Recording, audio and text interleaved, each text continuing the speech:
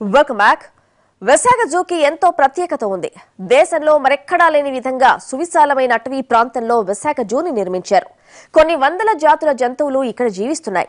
అటువంటి ప్రాంతం ఒక్కరోజు తుఫానుకు పూర్తిగా ధ్వంసమైంది. 30 ఏళ్లుగా పెంచిన చెట్లు నేలకొరిగాయి.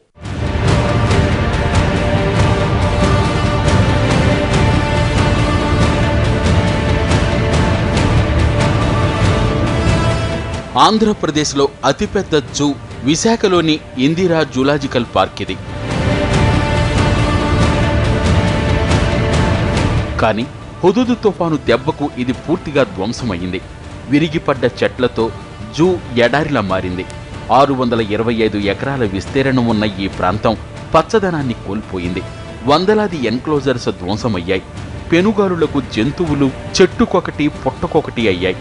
దాదాపు 30 ఏళ్లు పెంచిన చెట్లు ఒక్క పూటలో నేల కొరిగాయి. పచ్చదనానికి మారుపేరుగా ఉండే ఈ ప్రాంతం మరుభూమిలా మారింది.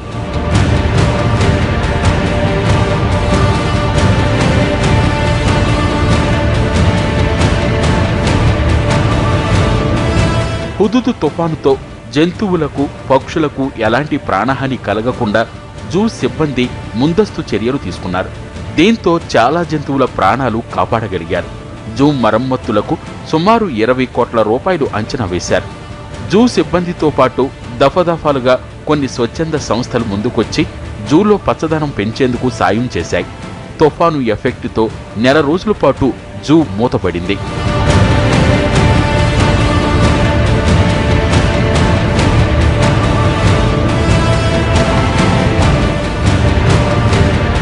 హుదూద్ సృష్టించిన విలయాన్ని ఇప్పటికీ మరచిపోలేకపోతున్నామంటున్నారు విశాఖ జూ అధికారులు.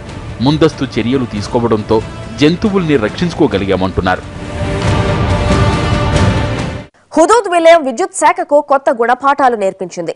రాకాసి గాలుల దెబ్బకు కుప్పకూలిన వ్యవస్థను గాడిలో పెట్టడం ఆ శాఖకు గగనంగా మారింది. దీంతో ప్రకృతి వైపరీత్యాలను తట్టుకునేందుకు సాగర నగరంలో భూగర్భ విద్యుత్ లైన్లను ఏర్పాటు చేయాలని సర్కార్ నిర్ణయించింది. హుదూద్ తుఫాన్ తూర్పు ప్రాంత విద్యుత్ పంపిణీ సంస్థ ఈపీడీసీఎల్ ను కోలుకోలేని దెబ్బతీసింది. అతి తక్కువ విద్యుత్ లాస్ ఉన్న డిస్కంగా జాతీయ స్థాయిలో గుర్తింపు పొందింది ఈపీడీసీఎల్. 5 జిల్లాల పరిధిలో 35 ఏళ్ల పాటు నిర్మించుకున్న నెట్వర్క్ను తునాతునకలు చేశాయి హుదూద్ గాలులు. తుఫాన్ వెలసిపోయిన 10 రోజులకు కూడా విశాఖ నగరంలో 90% విద్యుత్ సరఫరాను పునరుద్ధరించడం గగనంగా మారింది.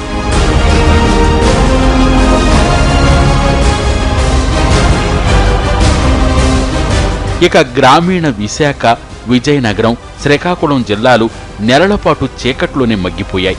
తుఫాన్ మిగిల్చిన నష్టంతో కుదేలైపోయిన ప్రజలకు విద్యుత్ అందకపోవడం మరింత ఇబ్బందికరంగా మారింది.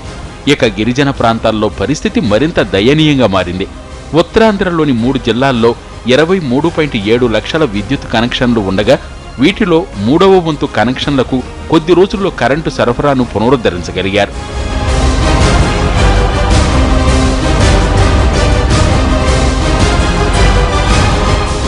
వాణిజ్య, పారిశ్రామిక, వ్యవసాయ అవసరాలకు విద్యుత్తును అందించేందుకు వారాలు పట్టింది. హుదూద్ దెబ్బతో విదేశాల్లో మాదిరిగా భూగర్భ విద్యుత్ పంపిణీ ఎలా ఉంటుందన్న ఆలోచన మొదలైంది. తుఫాన్ గాలులను తట్టుకునే గ్యాస్ ఇన్సులేషన్ సబ్స్టేషన్ల నిర్మాణంపై దృష్టి పెట్టారు అధికారులు. ఆంధ్ర, ఊటీ, అరకు హుదూద్ దెబ్బతో కకావికలమైంది. సుందర పర్యాటక కట్టడాలు 100 ఏళ్లతో వేస్తున్న చెట్లు కూటి వేళ్లతో కూలిపోయాయి. వేలాది మంది గిరిజనులు రోజుల తరబడి ఎండకు ఎండుతూ, చలికి వణుకుతూ నరక యాతన అనుభవించారు.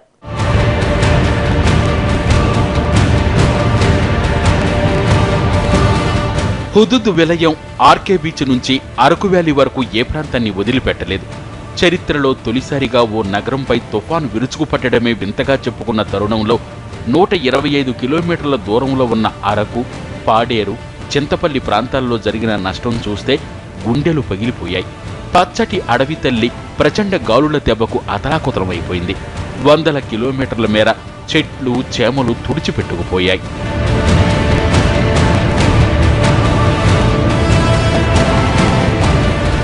పటిష్టంగా ఉండే టేకు వనాలు కోకటి వేళ్లతో సహా కూలిపోయాయి. కొండవాలు గిరిజన గూడాలు తల్లడిల్లిపోయాయి. కాఫీ తోటలు, మిరియాల పాదులు నేలమట్టమైపోయాయి. ఏడాది గడిచిన తర్వాత కూడా గిరిజన ప్రాంతంలో రైతులు కోలుకోలేదు. ప్రాణప్రదంగా పెంచుకునే సిల్వర్ ఓకు చెట్లు కూలిపోవడంతో కాఫీ అంతర పంటల సాగు విస్తీర్ణం తగ్గిపోయింది.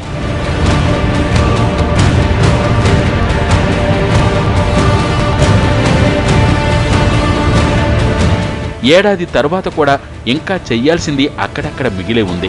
మొత్తం మీద విపత్తుల సమయంలో ఎలా అప్రమత్తం కావాలో హుదూద్ నేర్పింది. స్పెషల్ ఫోకస్ లో షార్ట్ బ్రేక్.